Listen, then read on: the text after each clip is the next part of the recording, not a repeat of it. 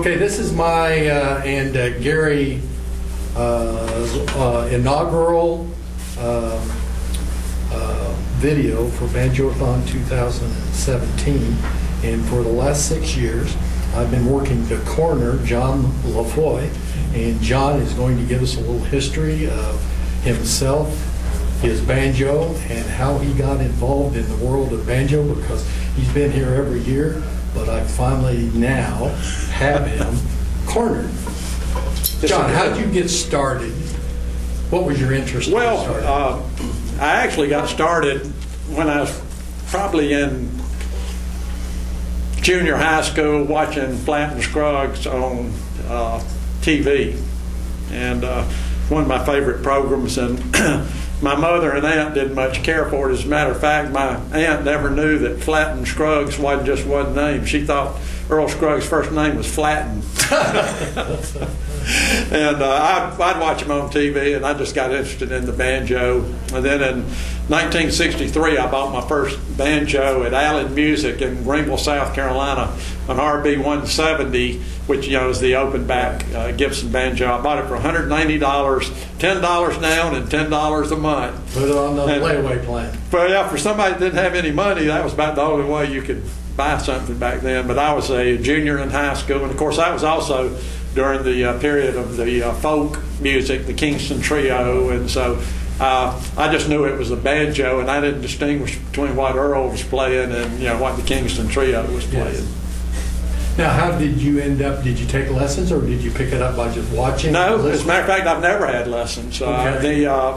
Back in the middle 70s and early 80s, I used to hang around fifth string music in Greenville, and I've been playing for a good while, but I never had lessons. And Al Osteen, he owned the shop with a couple other guys, yes. And Al would show me a few things, but I never took lessons. Never made enough money to take lessons. And then when I made it, I didn't want to part with it. I just wanted to buy other banjos rather than waste it on lessons. There you go. Which, when you hear me play, you'll understand. Well, as you and I talked, it's not about how well any of us play, it's how well we enjoy the instruments. Yeah. And each year, I know as you come, you really do enjoy the camaraderie of the people. Now, for your work world, your background is architecture? I'm a golf course architect, right. And I went to Clemson University in 1964 and graduated in '68 with a Bachelor of Arts degree in architecture, not landscape architecture, but architecture. And when I finished college, it was right in the midst of the Vietnam War, so I knew I was going somewhere, yes. And so I wanted to control my own fate a little bit. So I went to OCS at Quantico, joined the Marine Corps, and spent 3 years on active duty, a year in Vietnam, all of 1970. I actually had a banjo. I had an old K banjo at the time, and I actually had my mother send it to me in Vietnam. So right. When I was a platoon commander in a little town called Tam Key, which is just south of Da Nang and north of Chu Lai, I was there on my compound with a banjo. Yeah, well, didn't have a lot of time to play, but I had it there. Yeah, God bless you for the service. Well, thank you. To the United States. Yeah, that was my honor to do that. Yeah. Tell us about the banjo that you have, because I know you got several banjos, but tell us about the one that you're holding right now. This one I've had probably about 20 years. When I got interested in the instruments themselves, other than just the playing, I started, I scrounge around. I go to pawn shops. I just go anywhere where I thought I could find a banjo. And I met a guy that was a dealer up in in Virginia, Franklin, Virginia, a guy named Clay Moore. And Clay used to do guitar shows. Yes. And I met Clay at a guitar show probably 20 or 25 years ago.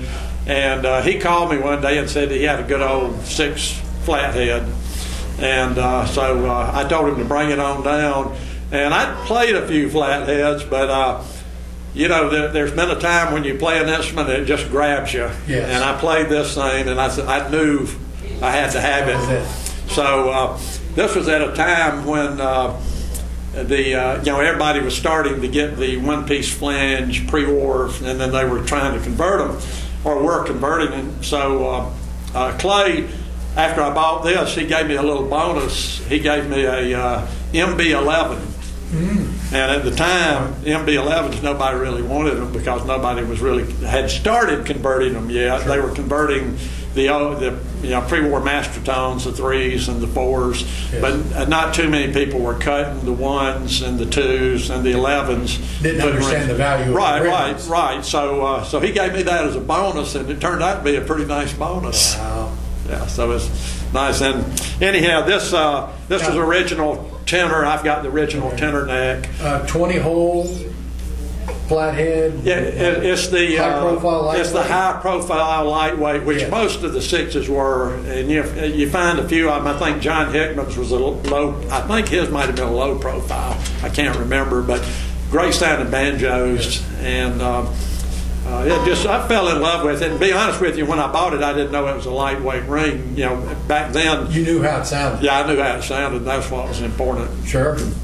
Hey, play a song or two, your choice, and we'll see how well we can capture the magic of the sound. All right. Got a little Fireball Mel.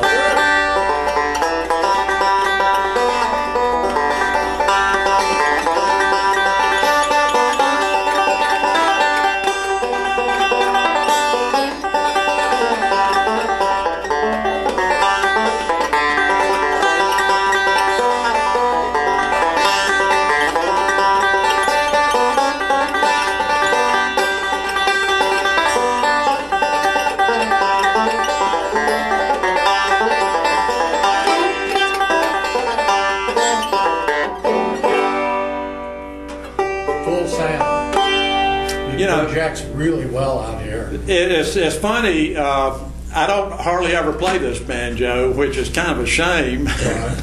And since I am a collector too, I have so many banjos, I just don't have time to play them all.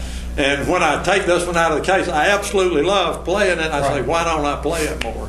But you brought it to Banjothon. That's well, I always do that. But yes. This year, as you get older, you don't like to carry as many banjos. So I've been cutting down the number that I bring.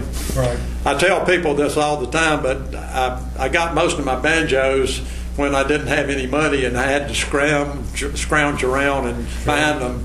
And so that's when you can afford them, you really don't want to pay that much money for a banjo. Isn't that the ironic part of things in life? It really is. Once you get to that point. Yeah. But the great part to me is that we all, especially here at Banjothon, there's such an appreciation of the instruments. Yeah. And the appreciation of what makes each one of them similar, but just a little bit different. That's exactly right. And of course, you had mentioned earlier, Dave, one of the great parts about this event is the people. I was just talking to someone out in the hall, and I said, I may not even see all the banjos while I'm here. I may not even get around, but I'll talk to just about all the people that are here, all my old friends, and that's really what's fun. One thing that I did, and I know Gary has done this a lot, is when I first got into it and not being able to afford the instruments I wanted, I started making banjos. Oh, did you? Yeah, I made my first banjo in 1973 or 1974. And at that time, of course, you didn't have the internet, so you didn't have a lot of information. Right. So I used Earl Scruggs' book.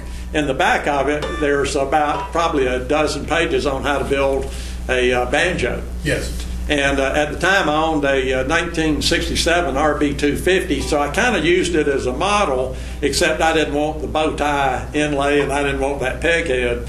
So, but you still had to, I didn't have other banjos that I could copy the peg head off of or the inlay pattern or that sort of thing. There just wasn't that much information out there.